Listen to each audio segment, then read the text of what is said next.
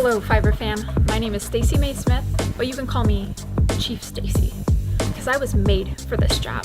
My home base is in upstate New York, but I consider myself a global citizen. I'm currently the assistant director of this incubator in Utica. We are startup helping startups, a co-working space, and we are disrupting upstate New York with a new way of doing, just like you.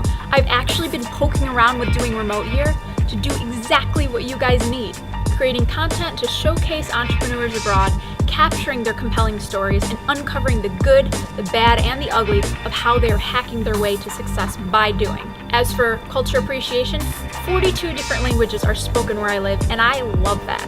I can do anything I put my mind to. For photography, done. For video, check. Put it all together while traveling in different countries, my pleasure. I've been stepping outside my comfort zone since I was born. I'm one of you. I'm ready to work. Let's build the new world.